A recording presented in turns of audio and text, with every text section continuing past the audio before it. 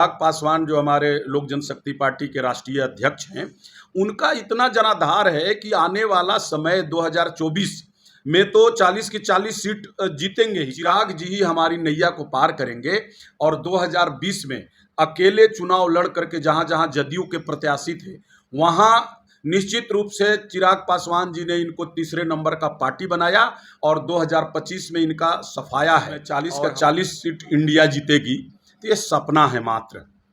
कहीं से कहीं दूर तक लगता ही नहीं है कि आज वर्तमान प्रधानमंत्री नरेंद्र मोदी जी के सामने देश में कोई भी इंडिया का ऐसा नेता है जो इनका फेस कर सके, इनका सामना कर सके। जल बिना जीवन अधूरा है, चल नहीं सकता। तो ये जो कर रहे हैं सिर्फ अपना सेटअप के लिए कर रहे हैं कि श्री सीमेंट को मैं डरवाऊंगा जनता का वोटिंग करा करके या ऐप बना करके। और हमारे पास पहले भी इन लोगों का सबका दुकान चलता था और वहाँ श्री सीमेंट प्रबंधन द्वारा किसी को चुनाव में भी स्कॉर्पियो दिया गया है, पैसा प्रोवाइड किया गया है। हम यहाँ के लोकल हैं, हमको सब कुछ जानकारी होता है। महागठबंधन के लोग वो चाहते हैं कि श्री सीमेंट एक कमाई का जरिया हो जाए और श्री सीमेंट से मैं अपना मंथली फिक्स कर लूँ। बिहार सरकार के 1 साल होने के बाद कहा जा रहा है 1 साल कहीं ना कहीं खुशहाली का साल हुआ, मानते हैं आप? धन्यवाद। बुलेट न्यूज़ के माध्यम से आपने अच्छा सवाल रखा है कि सरकार एनडीए से अलग होकर के माननीय मुख्यमंत्री जी महागठबंधन में अपना सरकार बनाए, उसका 1 साल कार्यकाल पूरा किए। 1 साल में बिहार में सिर्फ वही काम हुआ जिसमें भ्रष्टाचार का बढ़ावा, जातीय जनगणना करा करके बिहारवासियों पर बोझ और किसी भी तरह का विकास का काम इन्होंने 1 वर्षों में नहीं किया। सिर्फ और सिर्फ बिहार के सरकारी पैसा का दुरुपयोग किया और ये महागठबंधन का एक टीम बना करके और प्रधानमंत्री का सपना देखते हुए और बिहारवासियों का पैसा का दुरुपयोग किया, यही नीतीश कुमार 1 वर्ष में किए हैं। और आने वाला समय 2024 में ये जो इनका एक वक्तव्य आया था कि मैं 40 का 40 सीट इंडिया जीतेगी, तो ये सपना है मात्र। कहीं से कहीं दूर तक लगता ही नहीं है कि आज वर्तमान प्रधानमंत्री नरेंद्र मोदी जी के सामने देश में कोई भी इंडिया का ऐसा नेता है जो इनका फेस कर सके, इनका सामना कर सके। कारण जितने लोग हैं, ममता बनर्जी जी को ले लीजिए, आप केजरीवाल जी को ले लीजिए, राहुल गांधी जी को ले लीजिए, आप नीतीश कुमार जी को ले लीजिए, अखिलेश यादव जी को ले लीजिए, ये सभी के सभी प्रधानमंत्री के पद के दावेदार हैं। और ये संभव ही नहीं है 2029 तक कि एनडीए गठबंधन के सामने टिकेगी भी। और 2025 में मैं बहुत बड़ी बात नहीं करता हूं, लेकिन ये सच्चाई है कि 2025 में इनकी स्वयं की पार्टी ही नहीं रह जाएगी, जेडीयू ही नहीं रह जाएगी, कि उसका नामो निशान मिट जाएगा। कारण कि आज ये जो परिवेश है प्रजातंत्र में, हर व्यक्ति का अधिकार है अपना सरकार से मांग रखना। आज शिक्षक जो हैं वो हमारे देश के कर्णधार हैं, भविष्य के कर्ता धर्ता हैं।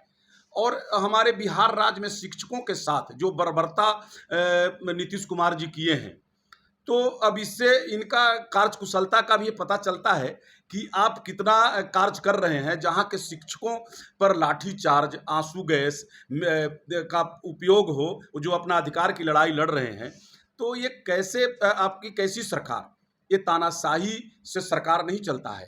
प्रजातंत्र में प्रजा मालिक होता है और प्रजा के वोट से आप 20 वर्षों से करीब 20 वर्ष होने जा रहा है आप काबिज हैं। कभी एनडीए के साथ तो कभी महागठबंधन के साथ, तो सिर्फ कुर्सी से चिपक करके और राजतंत्र चलाना सिर्फ और सिर्फ महज इनका सोच रह गया है।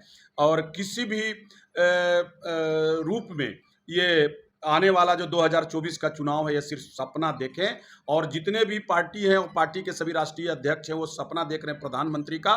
तो ये संभव ही नहीं है कि हमारे आज जो प्रधानमंत्री हैं नरेंद्र मोदी जी के सामने किसी का कोई वजूद नहीं है, न कोई पार्टी का, न कोई नेता का। नीतीश कुमार अक्सर कहीं ना कहीं एनडीए पर सवाल करते हुए, आरोप लगाते हुए चिराग पासवान को सामने ले आते हैं कि उनकी जो पार्टी पीछे गई है उसमें चिराग पासवान का हाथ है। अब क्या उन्हें डर भी लग रहा है कि 24 चुनाव में फिर से चिराग पासवान कुछ बड़ा कर देंगे?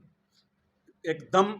आज जो जनाधार है, चिराग पासवान जो हमारे लोक जनशक्ति पार्टी के राष्ट्रीय अध्यक्ष हैं, उनका इतना जनाधार है कि आने वाला समय 2024 में तो 40 की 40 सीट जीतेंगे ही। कारण जो हमारे संस्थापक हैं पार्टी के, उनको मौसम वैज्ञानिक कहा जाता था और वो पूर्व अनुमान के अनुसार जो वो कहते थे वो होता था, और उन्हीं के अंश हैं हमारे राष्ट्रीय अध्यक्ष चिराग पासवान जी। और वो जब कहे हैं कि 40 के 40 सीट हम एनडीए के बिहार में जीतेंगे, तो निश्चित रूप से उनका जो आज वोट बैंक है आपका नीतीश जी का, वो वोट बैंक है कहाँ, उनका खिसक गया है। और आज चिराग पासवान पर सभी लोगों का निगाह है, बिहार की जनता को एक आशा जगी है कि चिराग जी ही हमारी नैया को पार करेंगे और 2020 में अकेले चुनाव लड़ करके जहाँ जहाँ जदयू के प्रत्याशी थे, वहाँ निश्चित रूप से चिराग पासवान जी ने इनको तीसरे नंबर का पार्टी बनाया और 2025 में इनका सफाया है।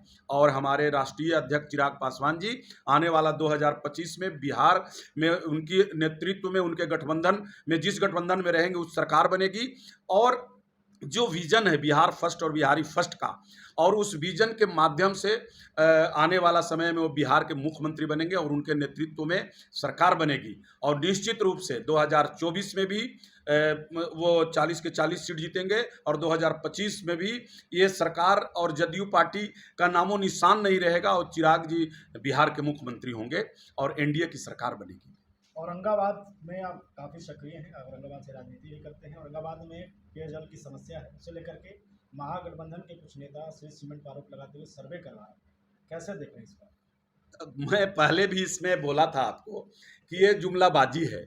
उनको सर्वे कराने की क्या ज़रूरत है? जिनकी सरकार है, जिनके सरकार में श्री सीमेंट का निर्माण हुआ।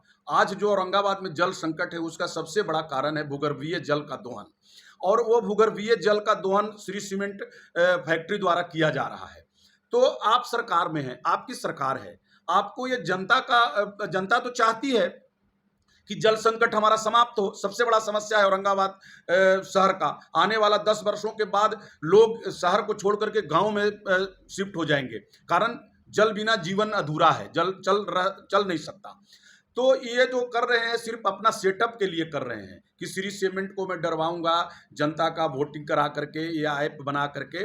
और हमारे पास पहले भी इन लोगों का सबका दुकान चलता था और वहाँ श्री सीमेंट प्रबंधन द्वारा किसी को चुनाव में भी स्कॉर्पियो दिया गया है, पैसा प्रोवाइड किया गया है। हम यहाँ के लोकल हैं, हमको सब कुछ जानकारी होता है। आज लोग उस पद पर एक संगठन बना करके, महागठबंधन के लोग वो चाहते हैं कि श्री सीमेंट एक कमाई का जरिया हो जाए और श्री सीमेंट से मैं अपना मंथली फिक्स कर लूं।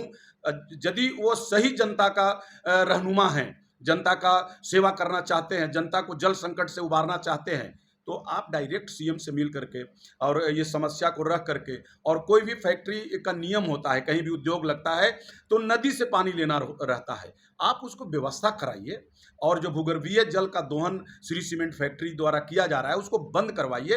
यहाँ का जल संकट ऑटोमेटिक समाप्त हो जाएगा। और आओ ये नाटक मत कीजिए, सब जनता जान रही है कि आप लोग क्या कर रहे हैं। जिसकी सरकार, जिसके हाथ में पावर, जिसके अंडर में प्रबंधन श्री सीमेंट फैक्ट्री उद्योग, और वो विरोध का राजनीतिक करे और जनता को बेवकूफ़ बनाए, तो अब जनता बेवकूफ़ नहीं है, जनता सब कुछ समझ गई है। और ये सिर्फ अपना सेटअप के लिए ऐसा कारनामा कर रहे हैं, वो भी नहीं होने वाला। प्रबंधन भी समझ गया कि आप कितने पावर